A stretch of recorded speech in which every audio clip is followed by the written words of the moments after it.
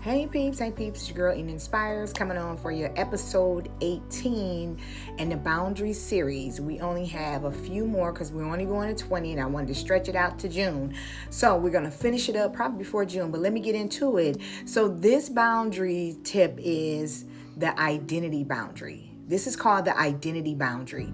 When we talk about the identity boundary, what happens there is women begin to shrink themselves. They shrink themselves. And a lot of times it's women who have been rejected, women who are walking through divorce, women who've been abandoned, women who've been in toxic relationships, or even have low self-esteem for some things that happen in their life. A lot of times women lose themselves trying to keep relationships, so they shrink back. And what does that look like?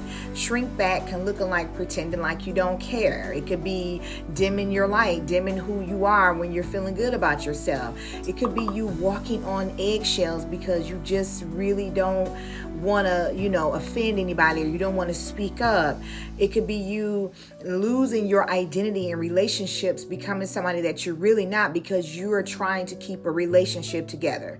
See, but this identity boundary, it teaches you that you don't have to become smaller to keep people comfortable. You don't have to dim your light because of somebody else. You don't have to, right? When you know who you are and you walk in your identity, you know your self-worth, you know who you are, you know you're a powerful woman of God, you know that you got your stuff together, you know you done been through some things and you got your self-worth and you understand that you are more than enough, then you do not make yourself smaller to make somebody else comfortable. You do not have to silence your voice to avoid conflict. That's what happens. You start avoiding conflict. So things, you're just boundaries, no boundaries anywhere, right?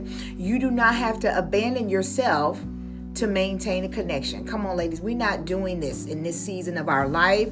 We are understanding who we are. We're the daughters of the Most High King, and we're going to understand what our identity is so we can walk fully, confident, and boldly in who we are. See, because healing teaches you to stop negotiating your identity for acceptance, right? Have you ever been there? You learn not to abandon yourself anymore through a failed relationship. Something happened and you was like, I'm not doing this anymore. I'm going to understand who I am and I'm going to work on me. So remember the identity boundary.